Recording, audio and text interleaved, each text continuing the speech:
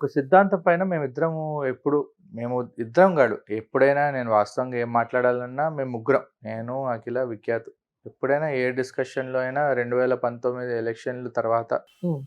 మేము ముగ్గురం ఎప్పుడు కూర్చొని ఒకటే డిస్కషన్ జరిగేది. There was no separation. Hmm. సిద్ధాంతం పైన ఒప్పుకున్నాం. ఏమైనా అవని బయట మేమైతే ప్రశాంతంగా ఉంటాం. రాజకీయంగా ఏమైనా అవని, పొలిటికల్‌గా ఏమైనా అవని, హ్మ్. ఆర్థికంగా ఏమైనా అవని, ఏదేమైనా అవని మేమైతే ప్రశాంతంగా ఉంటాం. ఆ ప్రశాంతతని ఎవ్వరు మనల్ని వచ్చి ఏది డిస్టర్బ్ చేయరు. Yes. ఏ అంశాన్నైనా ఆ అంశాన్ని ఆ కోణం వరకే పరిమితం చేసినాం కానీ హ్మ్. మా ముగ్గురు మధ్యలో ఉన్న సన్నిహితాన్ని గానీ, జీవితాన్ని గానీ మేము ఎప్పుడు దాని నుండి దూరం వెళ్ళలేదు. డిస్టర్బ్ కానివ్వలేదు. కానివ్వలేదు. It was a very I think it was in our characters. అంటే వీళ్ళిద్దరూ అఖిల గాని, విఖ్యాత్ గాని వాళ్ళ పేరెంట్స్ నుండి వచ్చిన ఇది గాని నాకెందుకో ఉన్నింది. సో దానిపైన వి వర్ వెరీ కంఫర్టబుల్. Hmm. కొన్ని సంఘటనలు సందర్భాల్లో లోపలికెళ్ళి వచ్చిన పరిస్థితుల్లో అయినా ఏం డిస్టర్బెన్స్ అయితే ఏం లేదు. That's what. ఆ జీవితంలో మాకు మొదటిసారి అయినా ఇదైనా కూడా మాకేం పెద్దగా అనిపించలేదు. వాస్తవంగా అవును మనం అనుకున్నాము, మనం ఉన్న వృత్తిలో ఇది ఒక భాగం అని చెప్పేసి అనుకొని అనుభవించి ముందుకెళ్ళి కూల్గా అనుభవించి సెటిల్ అయ్యామే తప్ప దానివల్ల ఏదైనా మారిపోతుంది ఇంకా మా లైఫే ఈ రోజు నుండి వేరే అని చెప్పేసి అనుకోవడం మాత్రము అట్లా జరగలేదు. Yeah.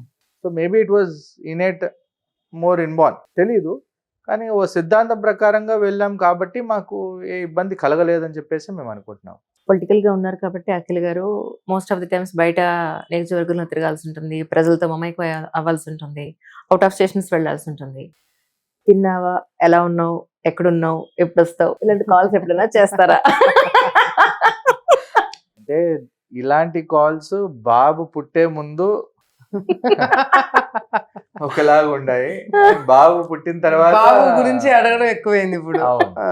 బాబు So, మీతో పాటు వచ్చేస్తూ ఉంటాడు. అప్పుడప్పుడు ఇంకా నేనే బెంగ పెట్టుకుంటున్నాను అనుకుంటే నేను తీసుకెళ్ళిపోతాను.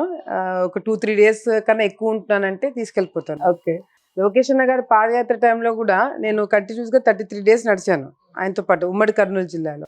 సో ఎప్పుడైనా బాబుని చూడాలని అనిపించినప్పుడు తను తెచ్చేసుకొని నేను అక్కడే పెట్టేసుకునేదాన్ని. సో మార్నింగ్ వెళ్ళి ఈవినింగ్ ఎప్పుడో రిటర్న్ వచ్చేదాన్ని. అప్పటి వరకు వాడు అక్కడే ఉండేవాడు. 3 డేస్ పెట్టుకొని మళ్ళీ వెనక్కి పంపించేదాన్ని. సో అట్లా ఇప్పుడు ఏజే అట్లా చేయగలుగుతాము. తర్వాత స్కూల్కి వెళ్తే అవన్నీ కష్టం అవన్నీ. సో మ్యారేజ్ కి ముందు అవన్నీ ఉండేవి కానీ So, మీరు అడిగే ప్రశ్నకి బాబు బాబు పుట్టే ముందు వచ్చిన yes. ఎస్, బాబు పుట్టాక మొత్తం ప్రేమంతా వాడి మీద టర్న్ అప్ అయిపోయింది. ట్రాన్స్ఫర్ అయిపోయింది. మాది కూడా పెళ్ళి 2018 ఆగస్ట్ 29కి అయింది. సో ఎలక్షన్లకి ఒక 6 months ముందు అయింది. So I was not here. Hmm. పెళ్ళైనకి 6 నెలల వరకే ఉన్నాను. అండ్ ఆ టైంలో క్యాంపెయిన్ బిజీనెస్ అంతా ఉన్నింది. And I was also part of it. కాబట్టి అంత ఒకరొకరు పట్టించుకోవడం కానీ ఎలక్షన్ కూడా పట్టించుకునే అవసరాలు ఎక్కువ ఉండే. 2019లో ఇంకా అపోజిషన్లో ఉన్నాం కాబట్టి ఓకే, కాంట్రవర్సీస్ కేసులు ఇవన్నీ పక్కన పెడితే మేమిద్దరం అయితే కలిసి ఉన్నాం. Because it was not as busy as గవర్నమెంట్లో ఉన్నంత బిజీ. Correct correct. సో మేమైతే ఆ జర్నీని మా లైఫ్లో డిఫైన్ చేసుకోవాలంటే బాబు పుట్టే ముందు ఒకలాగా ఉండింది, బాబు పుట్టిన తర్వాత సో మాకు ఒకరొకరి పైన బాబు పుట్టిన తర్వాత ఆ ప్రేమ అక్కడికి ట్రాన్స్లేట్ అయిపోయి ఎక్కువ వాడి గురించి ఆడడం మొదలెట్టాం తప్ప. మీ ఇద్దరికి కలిసి సినిమా చూసే అవకాశం దొరుకుతుందండి ఎప్పుడైనా? చూస్తాం. అవునా? మా ఇద్దరికి ఇద్దరికి సినిమాలు. బాగా ఇంట్రెస్ట్. Okay. మా తమ్ముడు మేము we all movie English, lovers. Telugu అన్ని సినిమాలు బాగా చూస్తాం. రీసెంట్ గా చూసిన తెలుగు సినిమా అంటే ఏం చెప్తారు? నేనైతే కలిసి చూసినవి తక్కువ. అంతేనా? ఏదో ఒకటి అంటే మంచిగా చూస్తాం కదా. ఇంట్లో కూర్చొని చాలా అదే, మూవీస్ అదే. చూస్తుంటాం. లేదా చాలా సడన్ గా ఇప్పుడు గుర్తురావట్లేదు. ఎందుకు గుర్తు రావట్లంటే అది రెగ్యులర్ చూస్తాం కాబట్టి ఆ, గుర్తు కరెక్ట్ రావట్లేదు. కరెక్ట్. ఎప్పుడో ఒకసారి అయితే గుర్తుండేది. అదే. Correct, correct. I got it. Movies we are all movie lovers. కూడా చూస్తాం.